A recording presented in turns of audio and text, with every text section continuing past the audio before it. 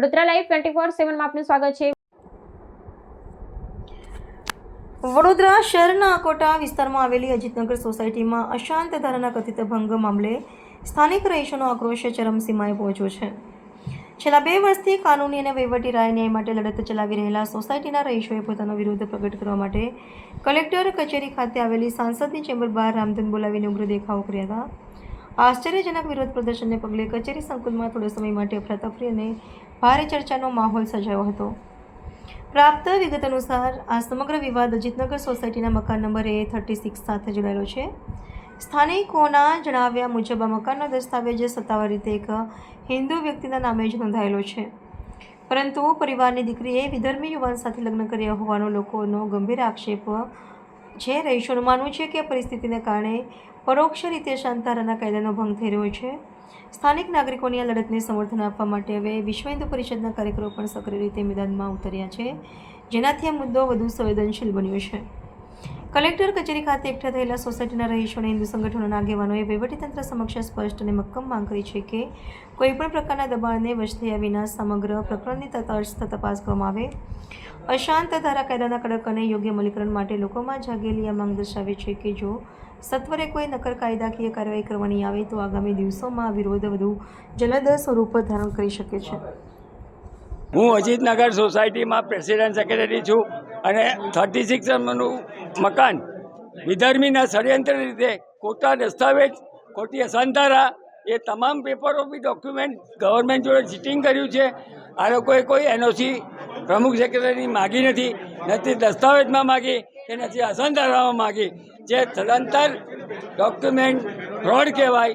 અને આ જે જૂજ રેડિકલ મુસલમાનો છે એમનું આ વ્યવસ્થિત કાવતરું છે, ષડયંત્ર છે, જેનો અમે તમામ રીતે વિરોધ કરીએ છીએ। એટલા માટે કે આ વસ્તુ ચલાવી લેવામાં નહીં આવે, હિન્દુ વિસ્તારમાં તો બિલકુલ નહીં। અને આજે ખોટા ડોક્યુમેન્ટમાં સપોર્ટ કરનાર તમામ માણસોને સજા થવી જોઈએ। અને આ દસ્તાવેજ બી જે ખોટો બન્યો છે, અશાંતધારા બી જે ખોટી થઈ છે, તેની તમામ વિગતો બહાર આવી જોઈએ। અને આમાં જે મકાનનું ઇન્વેસ્ટમેન્ટ કર્યું છે, ફંડિંગ, એ ઓસ્ટ્રેલિયાથી આવેલું છે, જેમાં તમામ માણસો જે અંદર ષડયંત્રમાં સંડોવાયેલા છે એમને સજા થવી જોઈએ એવી અમારી માંગ છે। કેટલા વખતથી આ પ્રશ્ન છે? 2 વર્ષથી ચાલે છે। 2 વર્ષથી તમે અત્યાર સુધી ક્યાં વારંવાર રજૂઆત કરી, 8મી વાર આવ્યા છે અમે। સાંસદ મળ્યા? હા, નથી, આમ તારા નથી। શું નામ આપનું? Kamal Nayanji Desai, secretary president Ajitnagar society. રામધૂન એટલે બોલાવી કે અમે લોકો હિન્દુ છીએ ને અમે અજીતનગરથી આવીએ છીએ। અમારો એક 36 નંબરનો પ્લોટ છે, એ એક વિધર્મીએ લીધો છે। અત્યારે એમાં દસ્તાવેજ ભલે હિન્દુના નામે થયો છે, પણ એની છોકરી એ મોમેડનમાં લગ્ન કરેલા છે ને બધું ઇન્વેસ્ટમેન્ટ એનું જ છે। તો અમે એટલા માટે આવ્યા છે કે આ બધી ઇન્ક્વાયરી કરે તમે સચોટ, અને આ ડોક્યુમેન્ટ જે એણે સબમિટ કર્યા છે, બધા ડોક્યુમેન્ટ સબમિટ કર્યા છે, એ પ્રોપર કર્યા છે કે એણે કોઈ વિગતો છુપાવી છે। ધારો કે મારે હમણાં કંઈ કરવું હોય તો father of Vasant Rai and wife of Kamal Nayan Desai, એવું બધું એણે દસ્તાવેજો ડોક્યુમેન્ટ પ્રૂફ બતાવ્યું છે। જો બતાવ્યું હોય ને જો આ લોકોએ ના કર્યું હોય તો એની સામે પગલાં લો, ને એમણે આ ખોટું કર્યું હોય તો એની સામે પગલાં લો। કેટલા વખતથી આ પ્રશ્ન છે તમારો?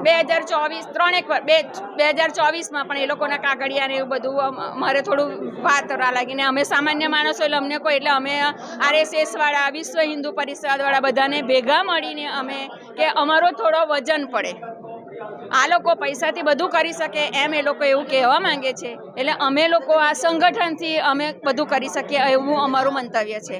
ને અમે એટલું જ કહેવા આવ્યા છે કે જે કંઈ હોય એ કોઈ પણ જાતના પ્રેશર વગર તટસ્થ રહીને અમને ન્યાય મળે ને આ મકાન વેચી કાઢે। બધાને રહેવાનો અધિકાર છે લોકશાહીમાં, બરાબર, પણ એ લોકોના એરિયામાં રહેવા જાય।